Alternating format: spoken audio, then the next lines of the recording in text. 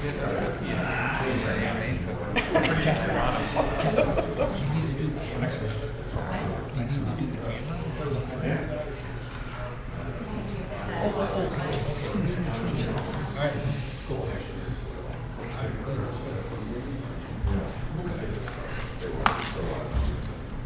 I've got 6:03. Actually, I'd like to welcome everybody to East Dundee's regular board meeting dated Monday, June 6, 2022. Like I say, 6:03. Catherine, if you'll take the roll. Trustee Mahoney. Here. Trustee Coonsey. Present. Trustee Britton. Here. Trustee Saviano. Here. Trustee Schreiber's not here. Trustee Sauter. Here. And President Lineham. Here. And if you rise with me for the pledge. Pledge allegiance to the flag of the United States of America and to the republic for which it stands, one nation, under God, indivisible, with liberty and justice for all. Okay, thank you. That'll take us to public comment on agenda items only. Is there anybody in the audience who'd like to address the board on an agenda item? Seeing none. Okay, we'll move right on to the consent agenda. If I could have a motion for item A.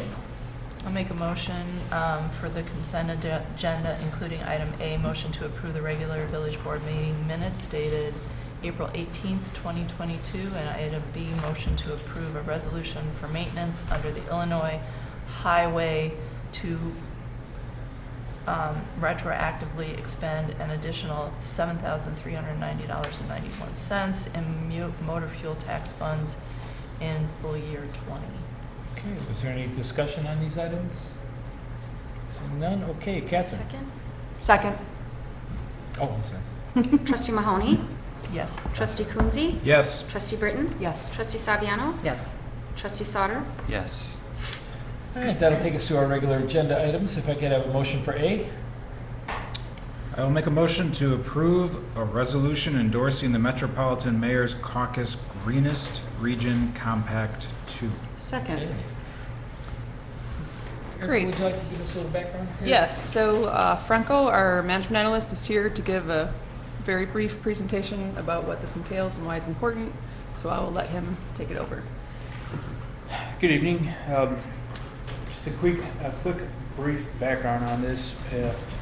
This is a initiative of the Metropolitan Mayor's Caucus, which is compiled of all the regional municipalities, and more specifically the Greenest Region Compact 2, which is the more up-to-date version from 2016, is a set of attainable goals for municipalities to kind of strive for going forward. It's used as a guideline towards sustainability, land, water. They have 10 different climate initiatives that the region kind of goes for a goal to put a plan together in its sustainability plans. Excuse me, I lost track for a second. So, why is this important? Because they're a framework to guide communities of all sizes to assess their efforts, and it could potentially develop a sustainability plan for East Dundee. Thirdly, this offers resources such as grants to help communities succeed.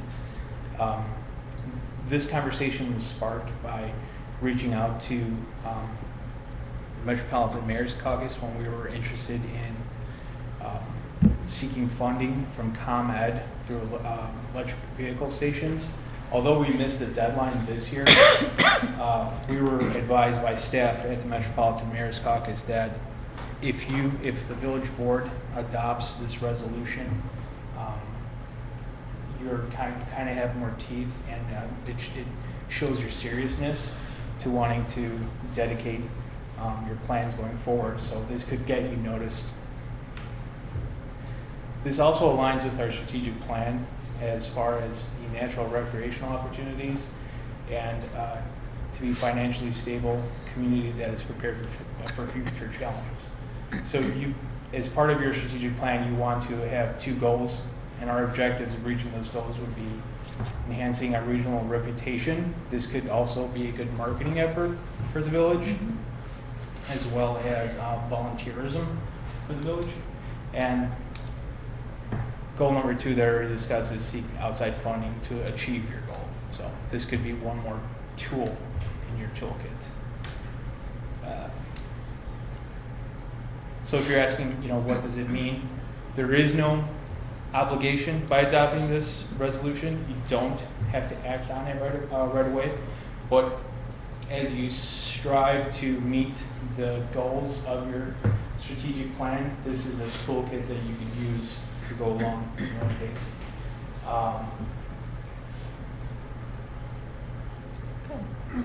And that pretty much sums it up. It's pretty basic, but it's a pledge to move forward in this direction using their guidelines. Should the village board want to? Just kind of to piggyback off that, Erica and I attended a meeting with Friends of the Fox, and they're a very well-organized group of people who've got basically the Fox River and the entire habitat that it makes up in mind, and there's strength in numbers here, and with East Dundee from our northern edge all the way to the south, we have riverfront beautification hopes and potential, as well as flood abatement. There's a big area of the town that actually sits in flood zone, and so this would be a worthwhile consideration for the board and the village, simply because it gives us, greater reach. If we need help with those kind of things. Yeah, and you could actually see your surrounding towns that have pledged to this before us, and you could kind of join in their efforts as well, like you said. Right. Okay. Thank you. Thank you. Thank you. Yeah, thank you. So there's a motion on the table then. Do we have a second? So do we need to take a vote on this one, or how? Is there any discussion needed? Does anybody have Does anything? anybody have any questions? I thought it was a great idea and am excited by it. I was wondering, how would this work out? Once we adopt the plan, does staff come up with, I saw all the rows of things you could go after and what the timeline is. Do you guys pick certain things and we say, what about these? And we come back and say, here's the structured plan. Once we adopt the framework, then we kind of identify those areas, or what would the timeline be, or kind of the process? You could piecemeal it. Any effort the board makes towards the plans helps, but a lot of times these are sustainability plans where it would actually involve the village board along with stakeholders and the community input from the public to develop a sustainability plan of your own, and that framework can aid as a guide as to what is applicable to East Dundee and what makes sense for East Dundee, to choose from there, and whatever the public and you guys and the stakeholders feel is important to East Dundee. So you could either piecemeal it and go, or you could form a sustainability plan and chip away over time. Okay. But yeah, overall it sounds great, and interested to learn more over time once we adopt it, if we do. Have some efforts for the community as well. There are some things in here that's it's communicating with the community, and here are things we can do to help the village be more sustainable, and turn off your lights, those sorts of just almost not marketing efforts, but There's just educational efforts. Thank you. Yeah. So to take one example out, if we were to say the row that says become a certified walkable community or bike-friendly community, would we identify and say, let's check that box that we want to do that within 6 or 9 months or whatever, and then does it offer plans to how to get there, and then we chip away at that? They offer plans by seeing what other towns have done, what are the steps that you could take for that, what sort of grants are available to help funding that type of infrastructure, like paving and stuff like that. Get involved with the downtown, because the Fox River Trail, runs right through. You want to be walkable. So. Cool. Okay. Very cool. Okay, just to piggyback on Yeah. that a little bit. Sure. You mentioned the Friends of the Fox River. The last 2 years I've done their river cleanup, comes around September, I believe. I'd like to do that again with your help, Phil, with the bags and the picker-uppers and all that, but I thought if I could get enough people, maybe we could do the trail as well. Yeah. So, I'm gonna try and organize all that, and ask for people to help, and maybe some of you guys wanna help, you can too. Go from Public Works Garage all the way to northern edge. All the way Right. to- Exactly. Yeah. All right. Yeah, and I mean, we've got two named waterways Right. going through the town, so Right. with future development potential that both those waterways touch, grant money is gonna become a big, big part of it, so. What's we the need to second keep that. waterway? McIntosh Creek and Oh. Fox River, so, and that's. I didn't consider I know that. it's not- It is there. It's there. It's part of it. Yeah, and there's There's a water. there's a It is- section it's a that waterway. you could incentivize for green infrastructure, Yeah, like you said. So, and of course, it cuts the land just north of 311 Barrington, so Yeah. that's always potential. So I mean, might be, years down the road, but it's something to consider, so. Okay. Anybody else? No? Kath? Trustee Mahoney? Yes. Trustee Coonsey? Yes. Trustee Britton? Yes. Trustee Saviano? Yes. And Trustee Sauter. Yes. Okay, that'll take us to item B, if we could have a motion. I'll make a motion to approve an ordinance granting a special use permit for outside vehicle and equipment parking and storage for 507 Rock Road, LLC, PIN 03-25-215-002, in the M1 Manufacturing District located in East Dundee, Illinois. I believe the next one is also associated with that, or do we take one at a time? You can take them both if that's your wish. You can propose taking them both because they're related. Okay. And then item C, motion to approve an ordinance granting variations for off-street parking, paving, and parking area screening and landscaping for 507 Rock Road. Drive PIN 03-25-215-002 in the M1 Manufacturing District located in East Dundee, Illinois 60118. Okay, and that's actually one motion to approve those two items. Second. One to Third. grant a permit, the other one to grant the variance. Okay. Is there discussion? Okay. Yeah, there's a Yeah. lot of discussion here. Before we start the discussion, could we just give a couple-minute overview of Overview, what's please. being asked? All right, Chris, would you like to do that, or Franco? Okay.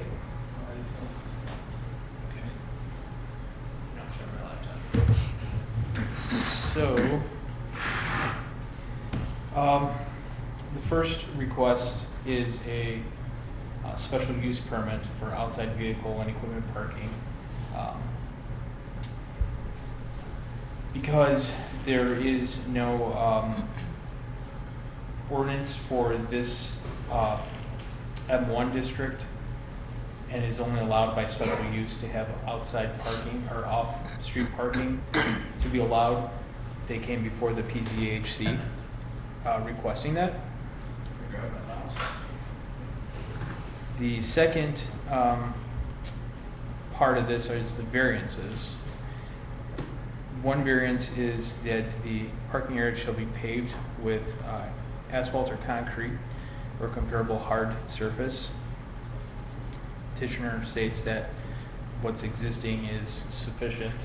Third request of the variances, open automobile parking areas containing more than 4 parking spaces, requires screening and landscaping. And the fourth is illumination of an off-site parking area, just in that dedicated portion of that property. The PCHC, the Planning, Zoning, and Historic Commission, made a recommendation to grant the special use and the second variance. Whereas staff is recommending granting the special use and the following 2 variances with conditions that they would expire after 10 years and you would revisit these 10 years from now. That's a brief overview of what's going on. Thank you. So the ordinance as written I'm assuming, does not have the 10-year clause, and we'd have to make a Right. motion to amend it to add that if the board was in agreement that that was a solid idea. Well, I got a question that, Chris, the petition is suggesting that the surface that's there is sufficient. Who are they to know? Who are we? I The mean, petitioner is here. I mean, is it, would be my question to you. It's an asphalt grinding similar to what we've allowed in the other truck Okay. parking areas. That's what it is currently, just crushed grindings? Right. Okay. Correct. Okay. And I was at the P&Z meeting, shocking to everybody. And I think part of it is that just based on what's in our code and what's there and the responses to the application was the reason for some of the denials. It's not necessarily that it should be, it shouldn't be, but based on finding a fact, right, actual facts in regards to the space and things like that, there's, it's especially with, I think, number 3, it was, we have to deny it. Like, we can't, the planning and zoning had to deny it. It's up to us to allow for the variance, right? Like, it's up to us. They can't just say, Oh, You know, they yeah. didn't want to make that. I don't, yeah. They I mean, wanted just us- based on the discussion from that meeting, it sounded like they didn't feel like they could make the call based on the facts. It needs to come to us to provide an opinion, right? Yeah, because certainly it's allowed in other areas that have similar and like conditions. Right. And I think that was, brought up in the planning and zoning meeting, that, the purpose of the special use permits or the waiver of following the code is, to get around a hardship. And there's not really a hardship here. It's more just what everybody else is doing.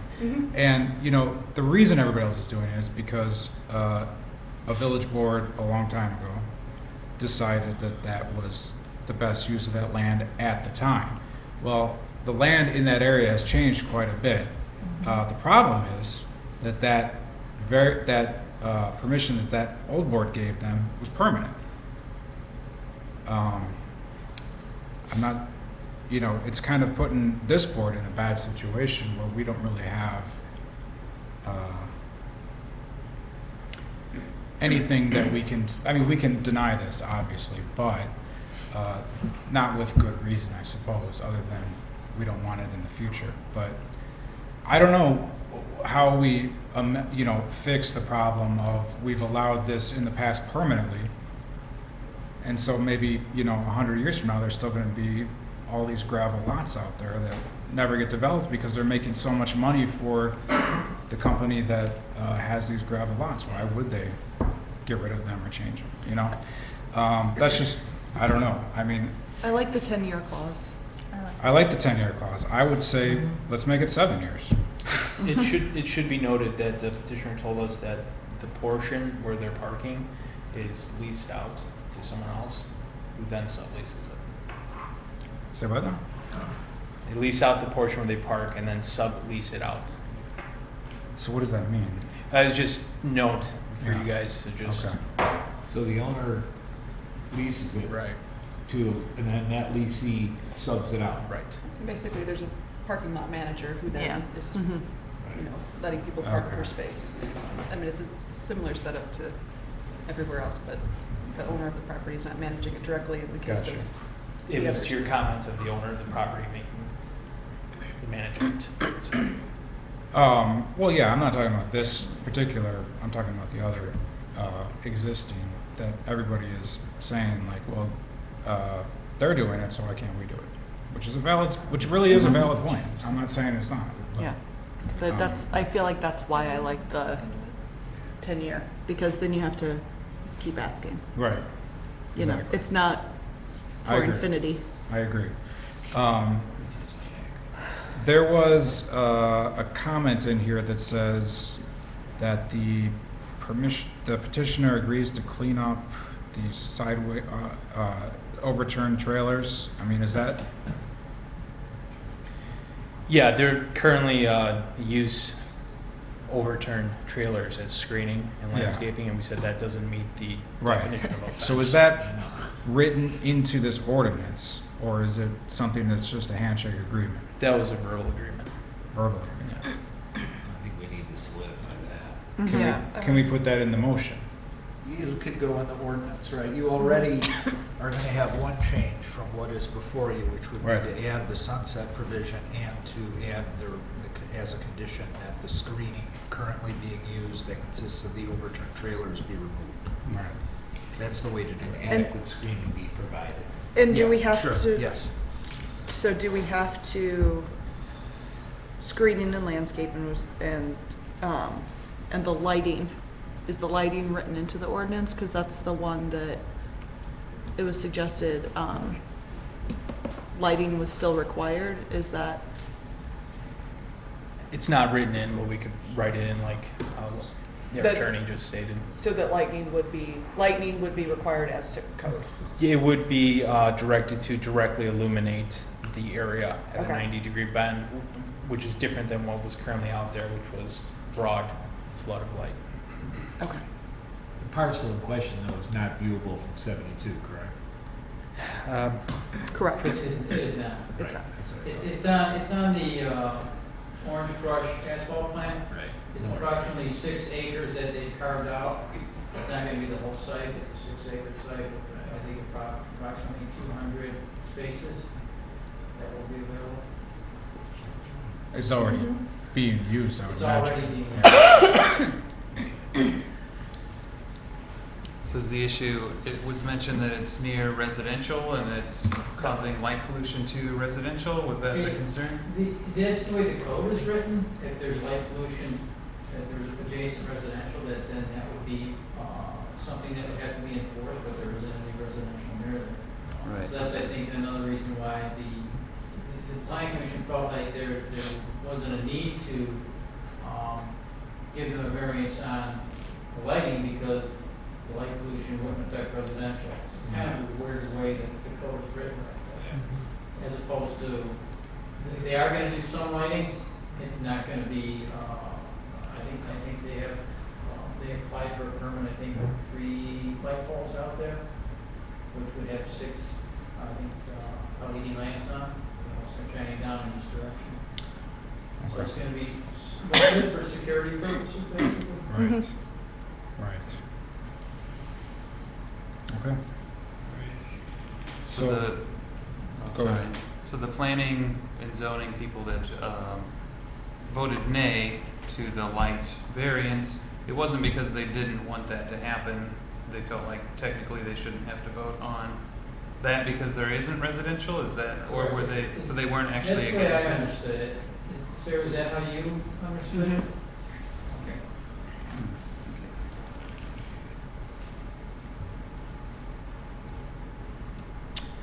Okay. So with those couple of changes to the amendment, Well, we'll have to actually put them into the record. that, Kathleen will have to actually. that You being have to say all the- that all over again. Yeah, and No, I you honestly, I'm you just only have a to little say- lost here. I don't think so- you have to say the whole thing again, do you? No. Well, No. if you're, so what? You just say, I want to amend to add. But if you're lost, let's. Yeah, Why? Those conditions being. just proper because it's screening. like request number 2 and then you gotta go down and, anyway, and then there's different, in this chart up above, there's different, sorry. So Lance, would it be appropriate to add the amendment to the B or C? C, I think. Oh, that's interesting. I would It would say, be C, right? That's the C. variations. Because we're looking at adding a 10-year expiration, and we're looking at compliance with removal of the overturned. C, Correct. I would add it to the variation because it's So- kind of tied to that. A would be the 10-year B would be the 10-year limitations. Right. Though, Yes. because that's for, okay, so let's separate these out if we're all in agreement. Yeah. Well, then we Okay. have to redo them, I think, right? Yeah, so I'll retract my Motion? original motion Yeah. Do we need a second on retraction? No.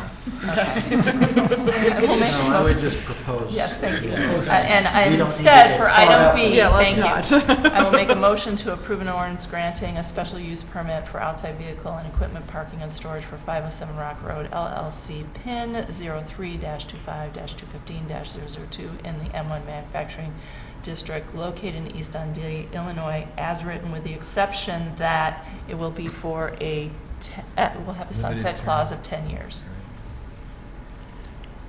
Can I make so let me clarify, to my way of thinking, and let's see if everyone agrees with this. The 10-year limitation is on not having paving, correct? We're not saying their special use is limited to 10 years. What we're really saying is the variation to not have paving, we want to limit to 10 years. I agree. Does that make more sense? Okay, Because never mind. Oh, yeah. we don't necessarily want to shut them down from using this Right. use. Okay. That's What we true. really I got want it. to say Yeah, is, okay. this variation is expiring. Got You it. need to either come in and It's not extend it, needs. or you need to make plans to invest money in pavement. Okay. That's right, Does that make sense? Yes. Yes, I agree. It does. Okay, so then we would go back to item B as I originally. But Hold on, Chris. I do have one other comment. Okay. The parcel number that's given is Mhm. for the entire parcel that they own, Mm. whereas the plans and the application they sent in was limited to a 6-acre parcel. So we need to make sure that it's limited to the application parcel, the parcel that was submitted in their application. Well, is that pin, or are you saying The it's pin is smaller than the pin? It's much smaller than the It's pin. smaller than. Do we know how to identify that 6-acre? Well, he has a map here. Thank you. Well, let me ask, the draft ordinance attached, it incorporates that, correct? Is the It map? doesn't incorporate the map. Okay. Okay, then Yeah, we this may is need the to. entire- Yeah, Does so we the do need to ordinance, amend it does for the limits. ordinance set forth that We'd it's have to be able to identify within? just that portion in order to be able to make this And that's, amendment. right, that was in the planning commission did identify that in their Okay. comments. Oh, okay. Yeah, so section 2, I see, well, the way it's Section drafted 2 here, it's the is whole. for the whole property. Right. We'd So have, we need we'd to- have to so- separate this out, so we're gonna have to identify then what this piece is, I mean, The we would have to 6-acre have. portion. Is Yeah, it, that is it too. adequately, is it clear from that diagram, or do What we need piece to it is? maybe Can we see that? dig a little Sure. deeper Can we- to get it here. clarified? It's clear because it's already Here. existing. And the Yeah. Oh, I see. Yeah, and boom!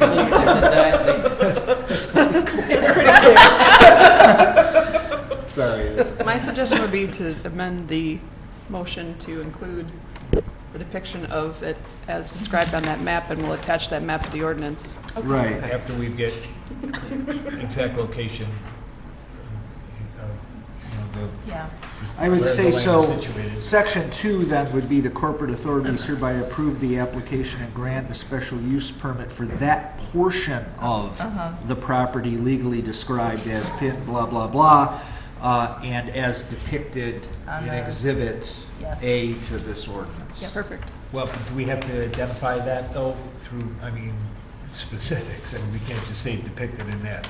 Why not? No, we Attach can, the if it's, map. that's why I asked if it's clear. Right, can we? Yeah. Because Pretty if somebody, if someone can determine from that where this is, the dimensions of it, then they can go out and say, hey, you're expanded beyond what's authorized. If it's not clear, then we might need to revisit it. That's why. I Got asked. it. Okay, just, 8 years down the road or whatever, all of a sudden there's a question that comes up because they either want to expand it or whatever, or change the boundary. Right, you need to know We need where to it know is what on the that is. property exactly and exactly how big it is. Right. Okay. Right. I agree. All right. Okay. So I'll retract that one more time. Third time's a charm. Got this. I'll make a motion to approve an ordinance granting a special use permit for outside vehicle and equipment parking and storage for 507 Rock Road LLC PIN 03-25-15-002 in the M1 Manufacturing District located in East Dundee, Illinois, restricted to the 6-acre area as indicated on the map that we have received. Which will be made an exhibit to the final And, version of yes. the ordinance. Yes. Exact boundaries to follow. Second. Okay, any discussion? Catherine? Trustee Mahoney? Yes. Trustee Coonsey? Yes. Trustee Britton? Yes. Trustee Saviano? Yes. And Trustee Sauer. Yes. Okay, so then for item C, we also need an amendment read into the record for the changes there too, so. Yeah, since I retracted, Kathleen? I'm letting Sarah take care of it. There you go. Not volunteer. You got it down. You've been volunteered. I have been volunteered. I'll read it. I have no, All right, you know what you're doing? Go Scott. maybe. I will move to approve an ordinance granting variations for off-street parking, paving, and parking area screening and landscaping for 506 Rock Road Drive, 507. 507 Rock Road Drive, pin 0325215002 in the M1 Manufacturing District located in East Dundee, Illinois, 60118, and restricted to the 6-acre area designated on the map provided in the ordinance. I'm with this. And adding to this, to the ordinance as written, that it will sunset in 10 years, and the screening, the overturned trailer screening must be removed and proper screening put up. We have a second? Second. Any discussion on You that? got the 10-year in there? He did, yeah, he did. Okay, wonderful. Catherine? Trustee Mahoney? Yes. Trustee Coonsey? Yes. Trustee Britton? Yes. Trustee Saviano? Yes. And Trustee Sauer. Yes. Okay. Hardest thing I've done all A day. little convoluted, but we got there. Thank you. Thank you. All good. That'll take us to motion D, item D rather, if I could have a motion. I'll move to approve an ordinance authorizing a study of the feasibility of establishing a tax increment allocation financing to improve deteriorating physical conditions and stimulate new economic development within the East Dundee Tax Increment Financing District. Okay. Second. Erica, would you want us to do this one real briefly, or is there anything you want to add? Sure. So this has been a discussion we've been having over the course of the last few months. As we all know, the downtown TIF is well into its lifespan. It is ending in 2031, so less than 10 years left, which in conversations with many developers, the feedback we've received is that there's just not enough lifespan left to get a development for the Hager property that would be financially feasible. So, we know that site has challenges. It has a lot of buildings that would need to be removed, potential soil issues, and there's a high cost to all of those things. And a developer who is going to invest in putting up that with current supply chain issues and increased building material costs and labor shortage is just not going to be able to achieve what we're hoping to see come to fruition at that site. That site is going to be a catalyst for the future of the community. It's a huge parcel. It comes along once in a generation to have this opportunity to envision what could be done there. And, we've talked about a park along the riverfront. We've talked about some multifamily housing or something like that as a desired outcome of what could be done there. And with a parcel that large, there's a lot of possibilities that are very exciting. And there's a lot of interest, but the cost is prohibitive because the TIF does not have enough life left on it to make anything materialize. So with this, I left it somewhat generic in that, we're engaging with a consultant to help us on this path of, most likely the outcome will be a section of the existing downtown TIF will be carved out and a new TIF will be created to include Hager, potentially some surrounding property, to make development on that site feasible, so that would have a full 23-year lifespan of a TIF. I have contacted the fire district and the school district, which are the two largest taxing bodies would be affected by this, so that they're aware in advance that this is something that we want to undertake and evaluate. But there are other outcomes that could be possible with a recommendation from the consultant, and so I didn't want to restrict us from having an outcome already decided before we have somebody to really look at what we have and tell us what they recommend. Because it is a large TIF, and there are other development sites within the TIF. So we have a lot of areas in the downtown, and then again, the D'Angelo property is also in this TIF.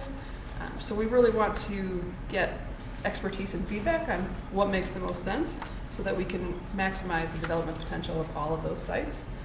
Because really, these are, like I said, once-in-a-generation opportunities that will really help the village going forward in terms of generating more tax revenue, creating more housing for people to patronize downtown businesses, creating a little bit of density that will help us have a commercial base that can be sustained because we have a steady flow of folks who can easily access some of the businesses that we have, or we're lucky to have in our downtown.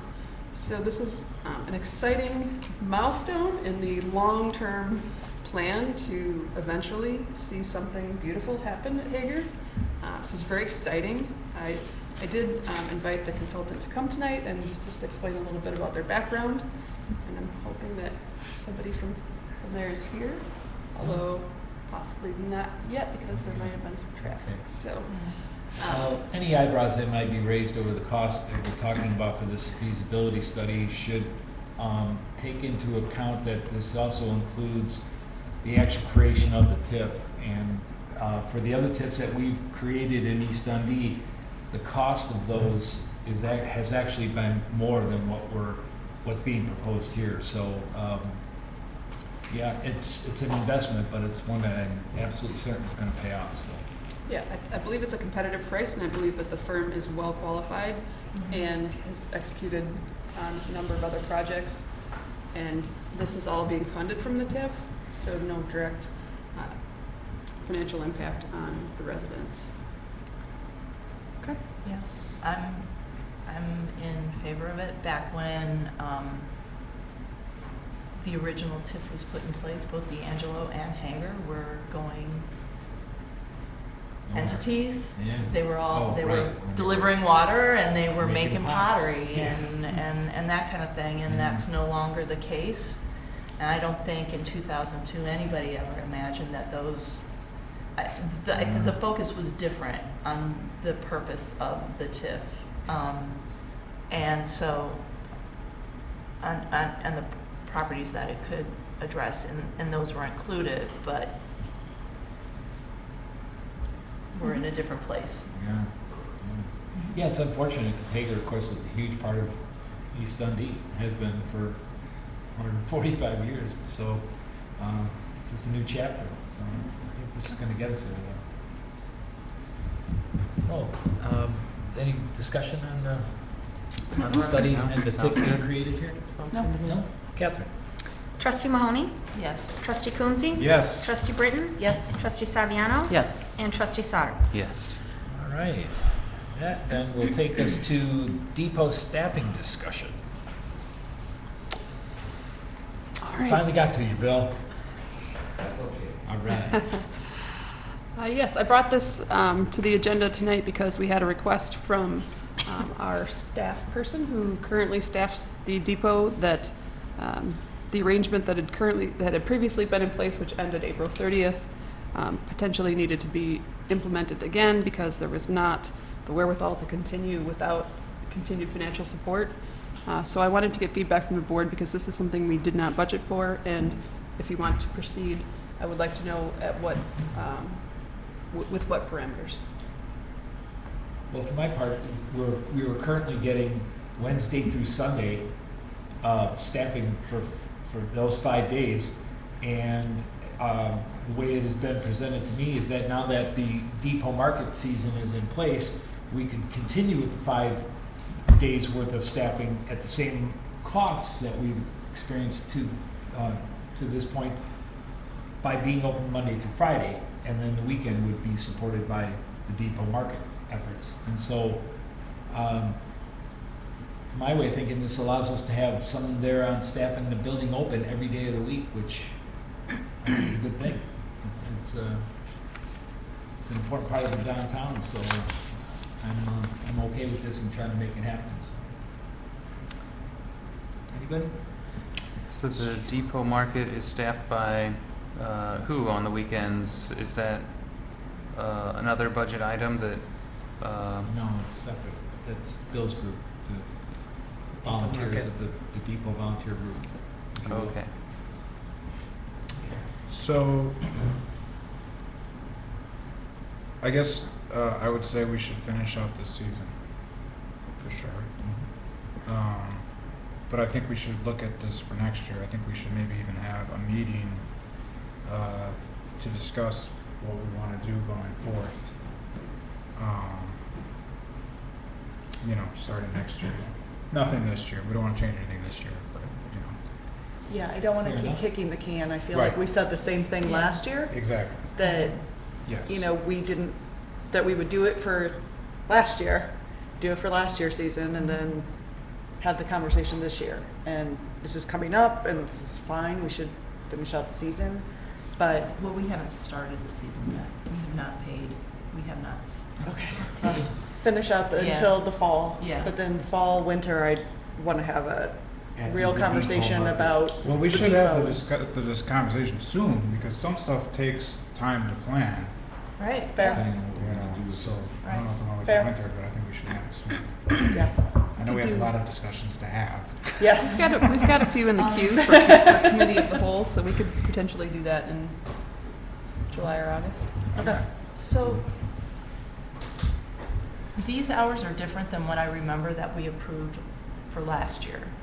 Because I think what we approved last year was actually extended. We wanted the depot open from 10 to 5, not 10 to 2. And originally 10 to 2, I don't know if you remember this, Scott. I remember we were having I part of don't that remember conversation. what hours we said last year, to be honest with you. I don't remember. Yeah.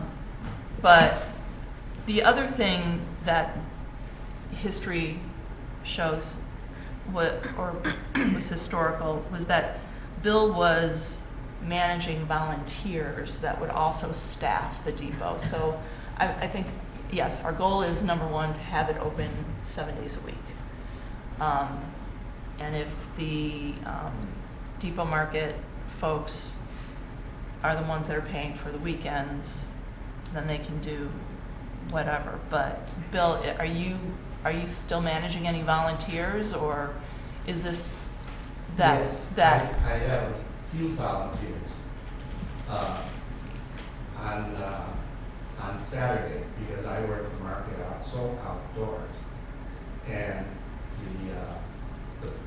my salary, which is paid by the visitor center for Saturdays and Sundays, I give my volunteers, they're not really volunteers, for the Saturday morning, I pay them out of the money that I receive from the visitor center. And that same thing would happen if I put someone one day a week through the Monday through Friday, I would pay them what I would get. so they're like subcontracting? Yeah, yeah. And we had asked for 10 to 2, but we would be open for longer hours, I would say 10 to 3. By 3 o'clock, that's pretty much all that's needed through the week. Now, on Saturday, we're open from 9 till 3, and Sunday, 10 till 3. And by that time, that's enough time for the visitor center to be open.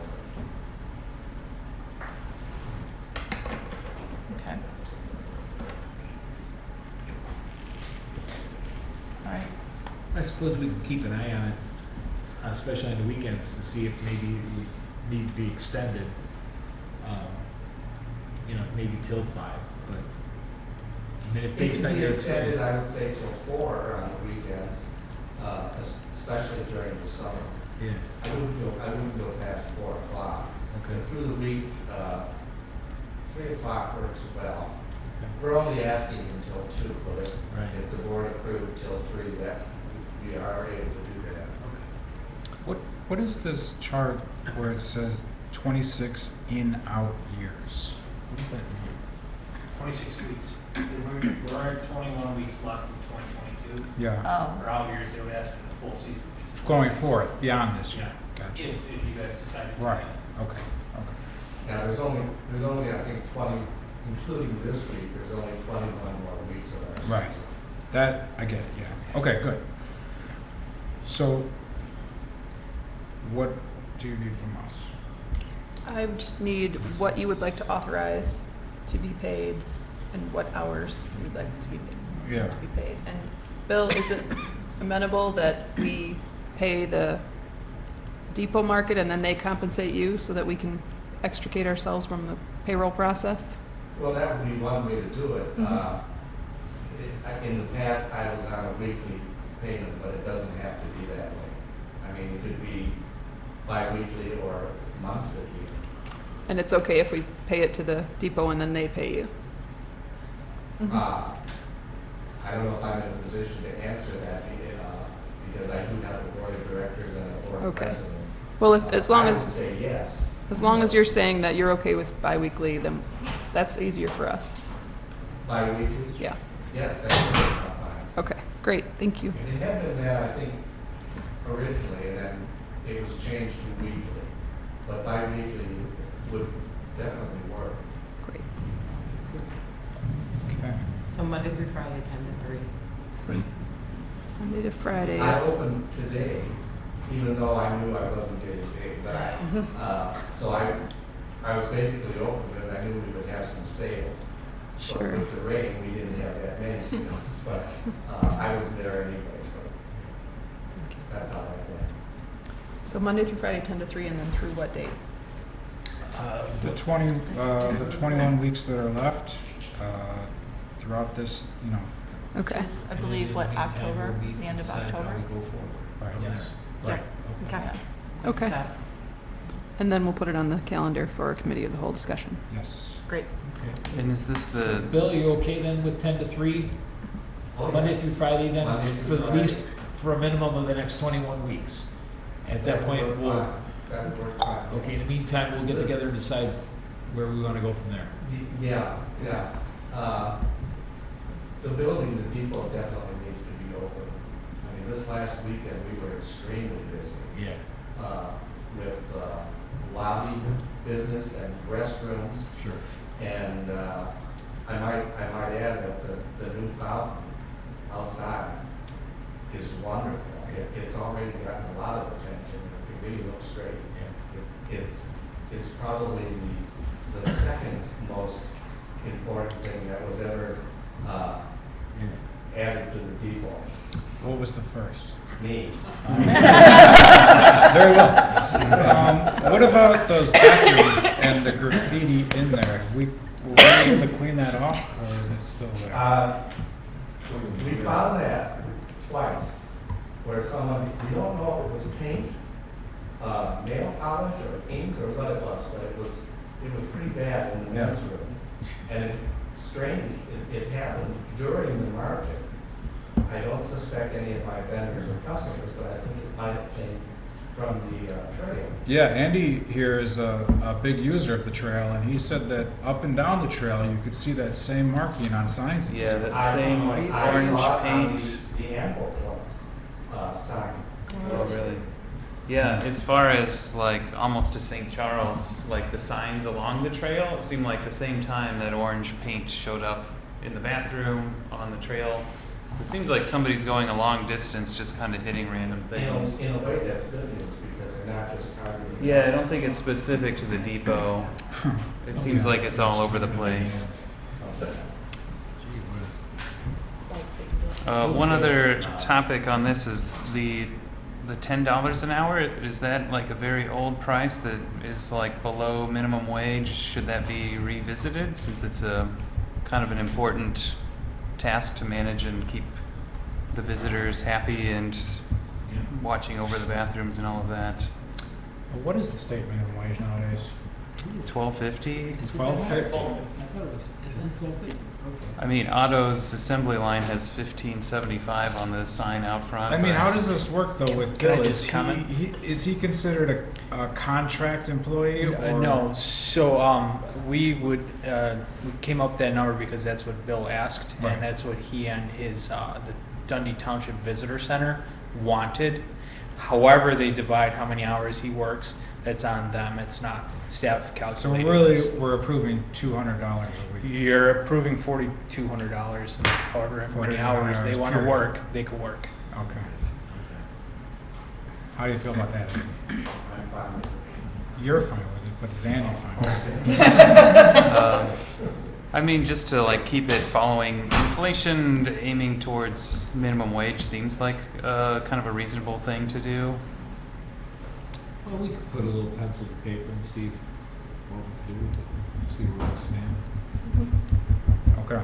That's Is it in the my thoughts on it. Is He wants to give him a raise. Yeah, I would request to just make a recommendation on what you'd like to make it, and then we'll implement that. about $12.50 an hour, Well, given again- these hours that are projected that they're going to be staffing Well, it. that's not how it's figured, though, is it?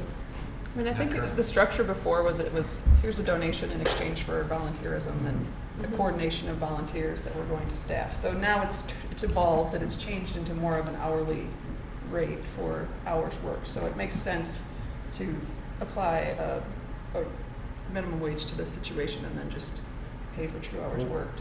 Did we figure out how we're gonna pay for this, because you said it wasn't in the budget? It's not in the budget, So it's gonna be but contingency. we have a $50,000 budget for the contingency. Yeah, out of the general. So this will be coming from that. Sorry, that's not all going to you, Bill. The contingency. What was that? Alright. So, what is the proposal then? That we're Minimum gonna- wage. We're gonna say, Yeah. a different amount. Given the number of hours, what's the number of hours? Okay. Well, Yeah. I've Is this got the something direction, we'll so review? yeah, Yeah. I'll get the calculation and we'll bring it back. implement it accordingly. Alright. We're not getting paid to do the math on this. Alright. Okay, well then, we have a consensus, Staff's got their direction, which is good. We'll move on. Or does anybody else have any suggestions? No? Good, okay. Item F, if we could have a motion. I will move to, Yes, thank you.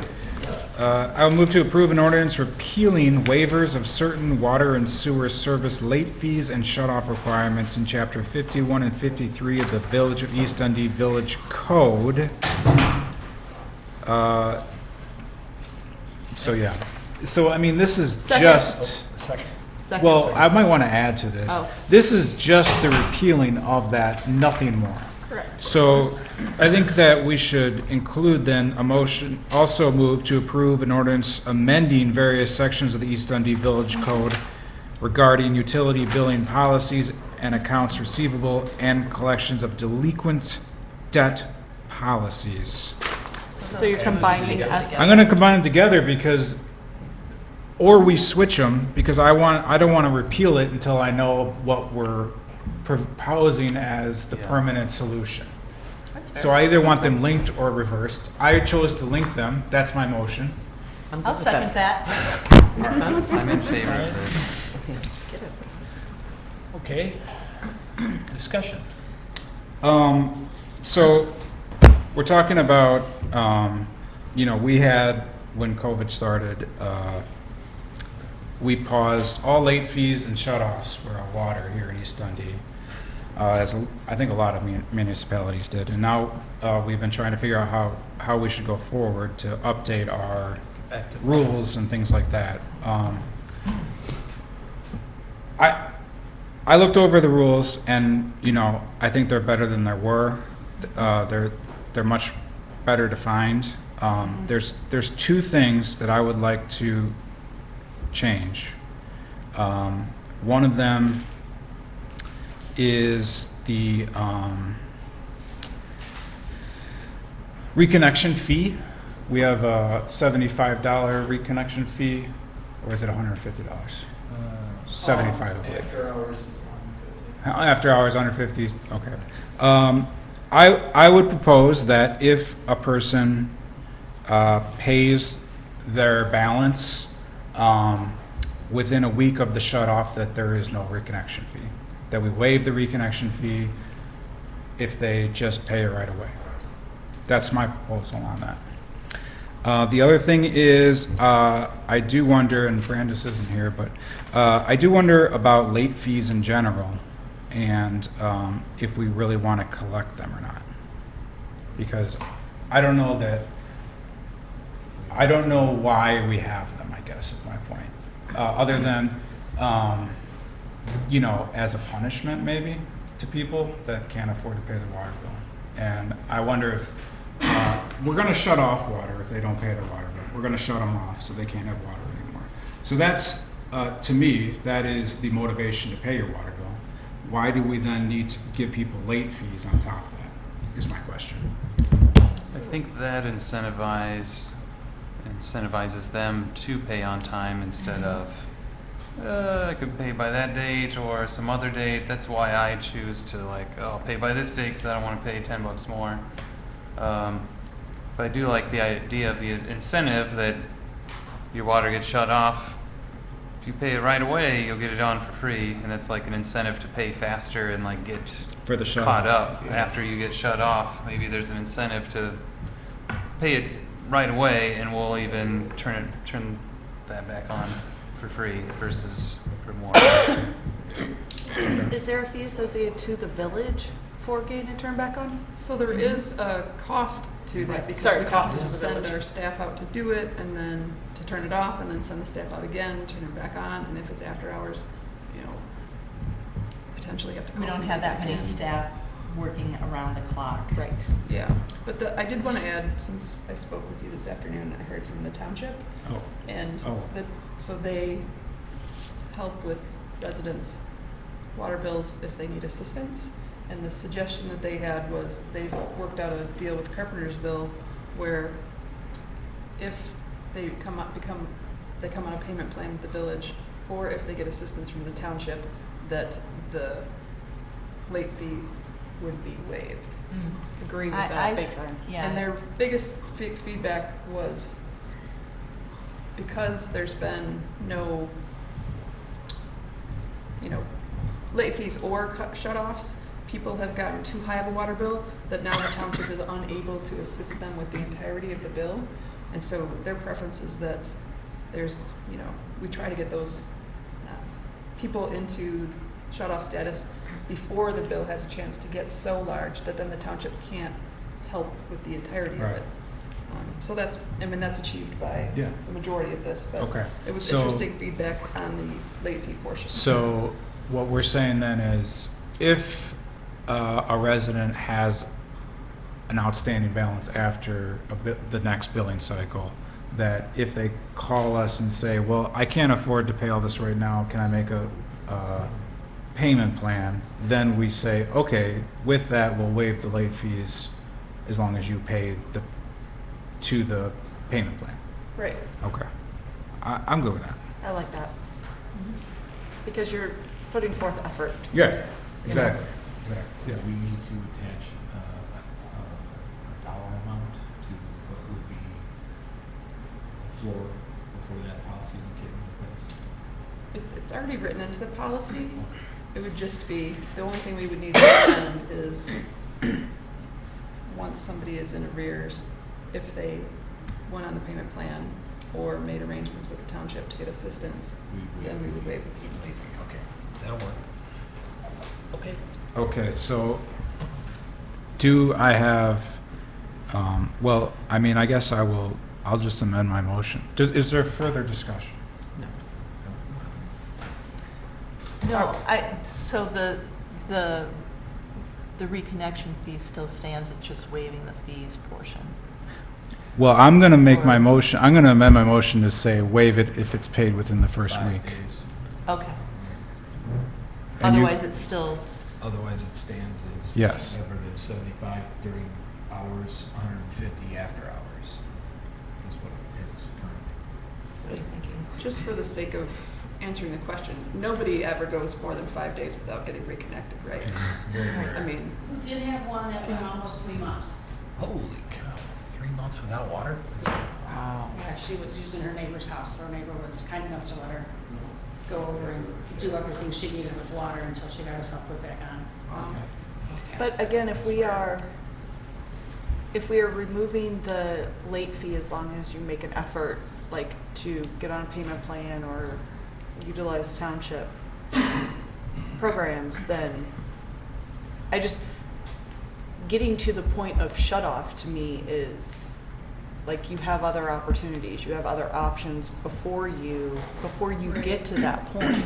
Right. So that's my only hesitation on that front, is that if you're at the point of shut off, you have not contacted the village to attempt a payment plan, you have not contacted the township, you have not contacted all of the other available places to, Resources. all of these other resources that are available to try to get brought back up. Okay. That's my hesitation, right? No, you're- Especially you're if right. we're That's a good removing, point. if we're That's a good point. removing the late fee, as long as you put some Right. effort in, Right, then right. getting Okay. to shut off is. There's So- a fair amount of required due process Right. before you get to a shut off. It's you Right. actually have a hearing, just Right. to be able to work something out. So that's So- all required. So that's what, to me, we are, if there's a cost, if it was like, no big deal, we could do it with a push of a button, you know, but there's a cost to the village, and we're giving people a lot of opportunity to get there, you know, so Right. that's Okay. just my. So be my it. opinion. I agree with that. So I will amend my motion to simply amend the late fees so that if a customer makes a payment plan, the late fees will be waived as long as they stay on the payment plan as decided, agreed upon. And whoever seconded it has to amend their second. Who seconded? I did. I'll second. Okay, any further discussion? Catherine? Trustee Mahoney? Yes. Trustee Coonsey? Yes. Trustee Britton? Yes. Trustee Saviano? Yes. And Trustee Sauter.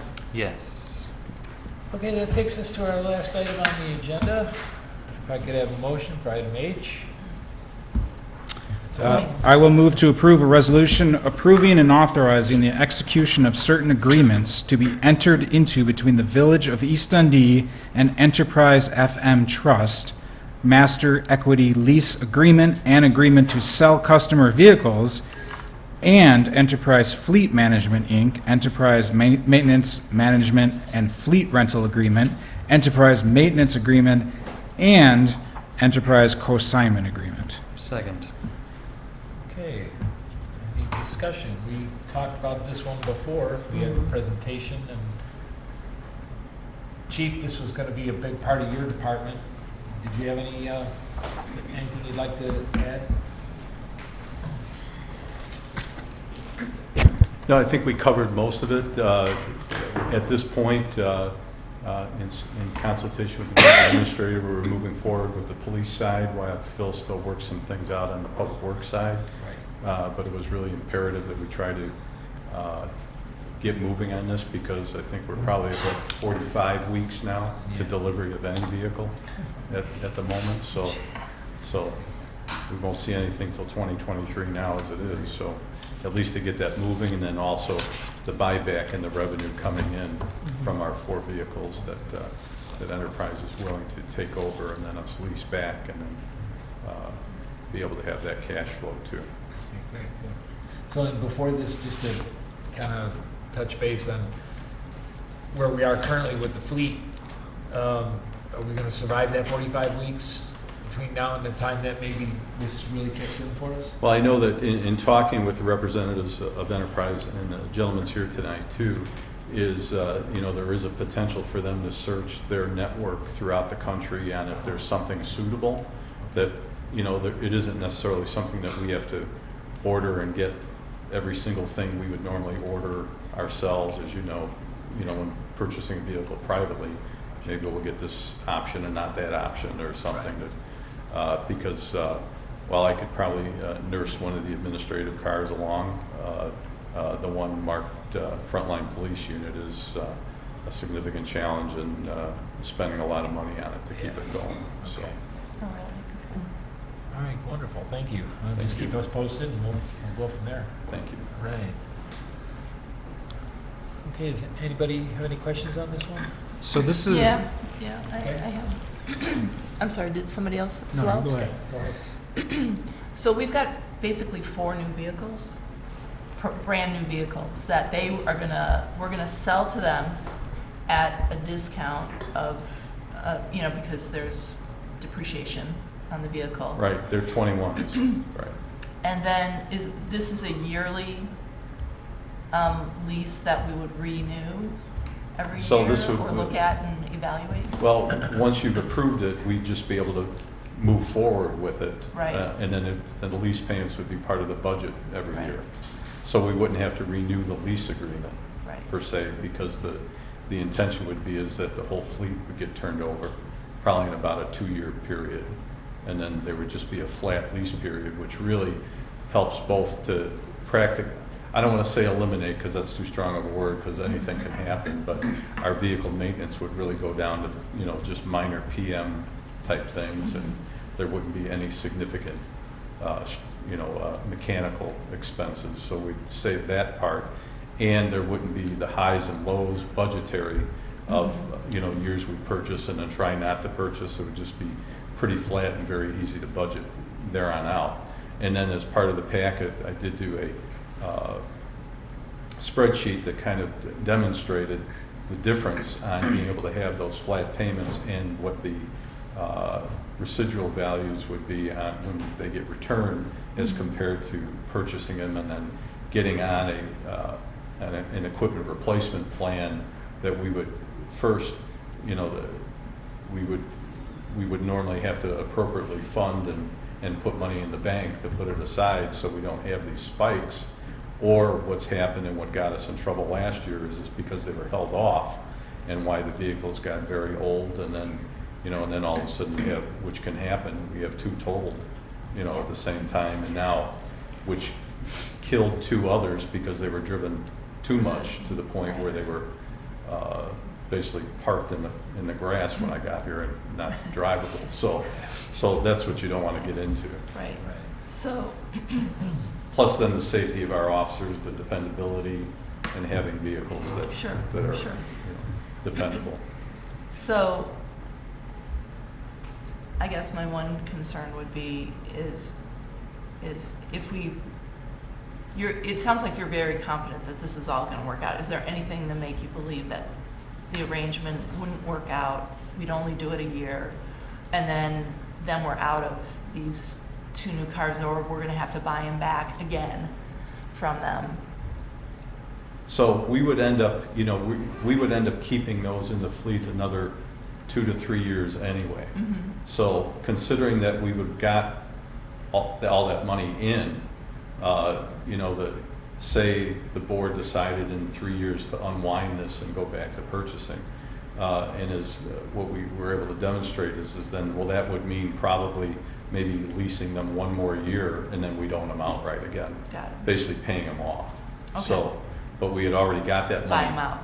Yeah, but it's money that we already received, so it's not that we're losing or having to pay for vehicles that we bought already, like buying from them twice, because Right. they gave us the $120,000 up front.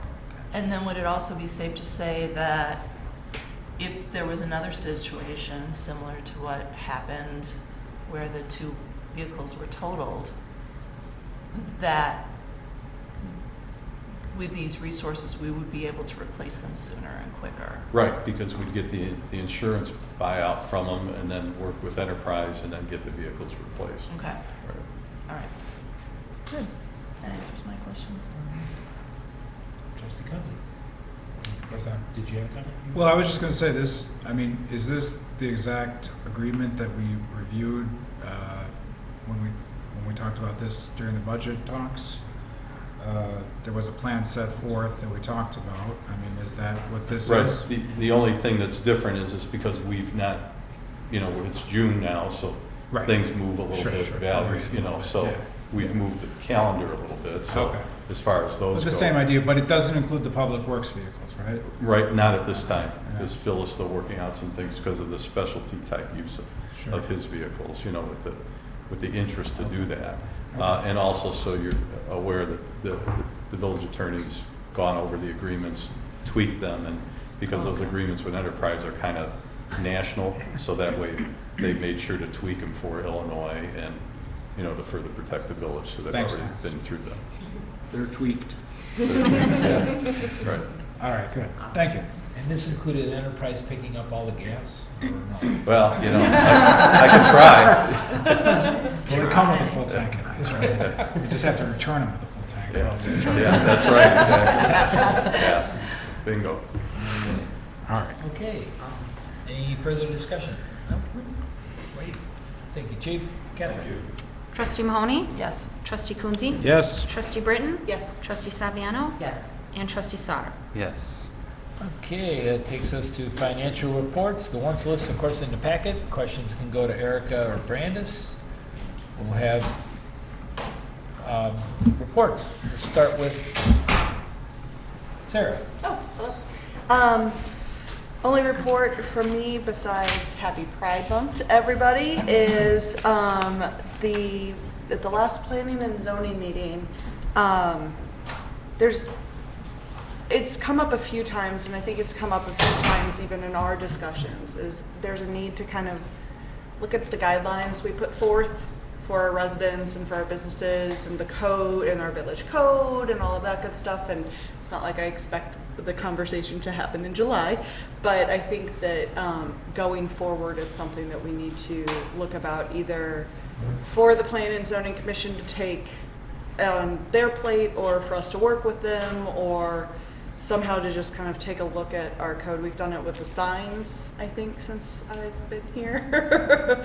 But there's a lot of other stuff that's like, I think it even got brought up. There's a piece of code that, you know, a specific one was brought up last Thursday that really needs to be looked at again. And I think it might need a closer look kind of overall, because there are some things that don't make sense anymore, or make sense for new development, but not necessarily for all of us with 100-year-old houses and stuff like that. So I think that I wanted to put it out there. I think it needs to be maybe into the next year. We need to be thinking about that kind of thing. So you're saying like, there's consistent variance Yes. requests? Truck parking, the Yes, the signs, signage, you know, there's whatever. all sorts of, some things are consistently being asked for, and some things, it's like the code doesn't, it's like with the thing we just looked at with the billing policies, right? Sometimes our code doesn't reflect what we actually do, and so we need to fix the code. So just want to take a look at that and I think that's one of the things I agree, but I also think that's one of the things that we're hoping to task the P&Z to highlight, hey, and I don't know if it's a matter, that's one thing that they could do, but do we go even more comprehensive on that and say, let's look at the last 4 or 5 years of variances that we've had to consider and bring forth, and where are the commonalities in those variances? The two ways those things typically happen is you could either ask for a report from your Planning and Zoning Commission about things they see that they think maybe need to be looked at. It might not just be strings of variations are one way, because if you keep getting the same variation over and over again, and it makes sense every time, you really should do a text amendment. Right. Because those aren't exceptions. Right. Yeah. They're really changes in what should be the code. Right. The other thing are things that are antiquated. The other way that communities deal with it is to do a more comprehensive review of the whole zoning code. But that can be expensive. Right. You hire a consultant Yeah. typically, and so it sounds like something from P&Z, because they see things all the time. They Right. say, give us a list. Well, I think one of the things that got brought up in that meeting was specifically, what we want to allow in the historic district, and like what kind of guidelines we want to set there, because right now it's very arbitrary. So that's maybe where we start. Yeah, we looked at that back when I was on the P&Z, and it's complicated because it gets down to there's different ages of buildings. Right. When you go from block to block. So what are and I listened to that P&Z meeting as well with the place next door. And trying to shoehorn, building from the 1950s, where River Street doesn't necessarily make sense to try and do it from the 1890s like everything else down the other end of the block. For sure. And also, colors and things like that. You can't tell a business that they have to change their logo to match, you know, the specific colors of East Dundee's color palette. But Well, I think that, yes, I think it was even mentioned in the meeting that, you know, there's other municipalities and towns that have these type of standards that maybe we can look into and see what they've identified as areas that can be, you know, kind of. that makes sense. Yeah, that made sense, Yeah. and then, you know, that's how we love to do things, is to copy other people, so. We can. Well, why reinvent when the it wheel? works. Right, I just exactly. want to put new rubber on it. Yeah, exactly, I call so. it inspired by. Well, we could certainly work with the commission to come up with a starting point, maybe a couple months down the road after Yeah. they've had a few more meetings under their belt. For sure. They're all relatively new, but yeah, I think that's certainly something we could tackle. I'm only saying it because it's at the top of my mind, not because I think it needs to happen today. Sure. That's- No, Yeah. no. It's a project. It's a project. That's it. Okay, sorry, Kathleen, did you have anything further? Yeah, I was over at the Depot Market today or on Saturday, and the new planters that we had approved. The round ones are in, and Phil is saying the square ones with the benches, the pads are laid, and the benches are here, and they're gonna be in tomorrow or something? Ish. I mean, it's very Yeah. gray outside right now. Planted, hopefully. I want to make sure that we have Yeah, place them and then plant them so we don't have an opening there for the event. So yeah. we should have them ready to go for. Yeah. So that's really exciting. I think that's going to help beautify the area and address some other business owners' concerns that have arisen. Duke's Blues and Barbecue Fest is this weekend, so we'll be there volunteering, and there you go. Tricia, sorry, did I steal your thunder? No, that's okay. It was this weekend, so I was wearing it. Yeah, so that's another big event that's happening. That's all I have. Okay, Joseph Kenzie. No report. Trish? We are going to paint the chair, the Eastern Arts Council, and that's exciting. And then, I think it's cool about choosing a recommended color for it. So I'd like to think about the historic color palette, and if something goes that direction, like what it is. So anyway, I'm excited about that. That's all. Justice Elder, what you got? One thing came up. I was at Black and Gray asking them why don't they ever have food trucks there, and they had mentioned that there were rules about the food truck being across the busy street, and that the food truck vendors had to come out the night before putting cones out, and then out that morning, and then come back for the event, and that really no food vendors were interested because it was too strict. So I was wondering if that's something we could revisit.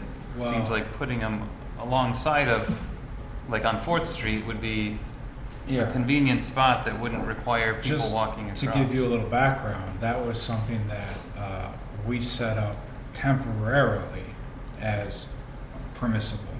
It's not currently allowed by our ordinances and all that. For one season, we set them up, and then COVID happened. Yeah. And so it kind of got forgotten about. So, you know, that's something we would have to go back and like rewrite another. Yeah, it was before my time. And Yeah, exactly. That's I'm not what sure what the hang up is on Yeah, that. exactly. So the hang up is that it's not currently in our code at all. I see. The- Oh, it is? It is? It is. Can I add one thing, that we also purchased all cones and we had some signs fabricated that, says something like, food truck parking, and so we talked about using the parking right on River Street, the very north end, in front of the depot, so again, the west side of the street, north end of River Street, that would be kind of the designated food truck parking. We have signs that designate that, if they wanted to bring a truck out, Yeah. cone off those spaces in advance of the truck. And we have that sign issue. I mean, we do currently have a parking issue downtown, but I would Yeah. say that I'm with you. I'd like to take a look at the code and see, you know, what's allowed, what's available, because, I mean, it would be great, but Yeah, it's think it'd worth be worth looking looking at. into. It does Yeah. seem like if you got the right food vendor showing up, they have kind of their own followings that come to. Right. Yeah. Like I went to Crystal Lake Brewing, like half hour after this one burger truck showed up, and everything was sold out. They had like 150 burgers, but they're all sold out in 20 minutes because like the huge group comes just for their food. So it seems like it could bring new people that follow this around out for people who wouldn't be at other restaurants normally. They're kind of chasing these food trucks. Yeah, And that it's- definitely it's- happens, because it happened here, when we did have a truck here. I walked up to talk to the people, and they're like, oh, we just came here, we've never been here, to East Dundee, we just came here for this truck. So that definitely happens, Yeah. yeah. You'd have to ask yourself how DC Cobb would take something like that though, so do consider that. Yeah. Yeah. I mean, if you're attracting new people. DC Cobb's does have other beers that aren't black and gray beers as well on Yeah. tap, and I think it's like an infrequent enough thing, and people chasing food trucks that it's not going to pull everyone out of DC Cobb's. Yeah. I think they're going to stay busy, but if somebody shows up and they have a following and they flood black and gray, I think both of them kind of can work together, and there's enough beer and burgers for everyone, I think. I mean, to Scott's point, there are people coming following the food trucks that have never been to East Dundee, come because the food truck's here and realize that we have a cool little town. So they come back. That's, Yeah, and it's usually a variety of foods. It's not Yeah. always burger centric. Yeah. We can add that to a future committee of the whole meeting. We're gonna Yeah, have well, a and that's, separate night, just that, committee of the you whole. know, and mentioning that, like, when we did enact that, back then it was like nowish time of year, and the comment we got from, I believe it was Black Gray, was like, everybody's booked all year already. You have to, like, Yeah. you have to do it like for next year. Yeah, now. it would be for next Yeah, year yeah, so. yeah. because they do book out like a year, like you said. Yeah. Community of the whole's gonna have to be like a weekend retreat. It's not a bad idea. What I meant to say was for future discussion. But there we did it. Yeah. All right. Anything else? Nothing else. Chris, what you got? The roof on the village hall has been completed, Right. so it looks really good. Also, the two apartment buildings that were completed are completely 100% occupied. Yeah. Whoa. Yeah, they were before they even opened. So that's Got going that. on really well. That's about all I have. Okay. Phil? Water tower painting project is at the finish line, so I don't know if you've seen it. It's much different than what the prior two projects You have to go by again. light years. Tomorrow light years morning. ago, so, just a quick comment on graffiti. We had one of the planters was tagged earlier over the weekend. It's the planter located directly next to Anvil's trailer mounted sign. And so apparently the sign was tagged. I saw pictures and drove by this morning. The Anvil trailer mounted sign was tagged, as well as just some graffiti on top of the flat part of the Okay. for whatever reason, there's It's very efficient. graffiti season around here, so. Chief, what you got? Next, as you go downstairs, you may see a shiny new green mailbox, and it's a drug receptacle that one of our part-time officer that does our property evidence was able to secure for us on a donation, and we'll take care of emptying it and disposing of the unwanted drugs and stuff as a service to our residents. This is prescription. Wow. That's awesome. I saw, that's fantastic. So this And is is there, prescription drugs, or Notification? I mean, that's the assumption, Yes. but, you know. Could be anything. Yeah. So I think the township also offers that service as well, so we might want to maybe just give them a call and let them know that it exists or whatever. Sure, and I know And I they can- sent a picture to Catherine and put in the depot. Okay. So that's great. Is that it? That's all. Great. Attorney Molina? No What you report. got? No. Erica? No report. No. And then there's me, and I have no report. So, Do we have an executive? we're done with that, so that takes us then to public comment on non-agenda items. Is there anybody in the audience who'd like to address the board on a non-agenda item? Seeing none. that'll take us to an executive session, which we are definitely going to go into Oh, we are? and adjourn from. So if I could have a motion for that. I'll make a motion to adjourn and Property. Property. acquisition or sale? Acquisition. Okay. Both. I'll move that we, both? I think that we need Oh, both. sure. I'll make a motion to move into executive session, close to the public meeting under the provisions of the Illinois Open Meetings Act 5 ILCS 20-2. C5, acquisition of property, and C6, sale of property. And adjourning directly out of executive session, not coming into public session. Second. Second. Anybody? Sarah. I did. Got it. Great. Catherine? Trustee Mahoney? Yes. Trustee Coonsey? Yes. Trustee Britton? Yes. Trustee Saviano? Yes. Trustee Sauter? Yes. And President Lineham. Yes. Thank you all. Do you want the keys or did you drive? I walk. It's currently right now.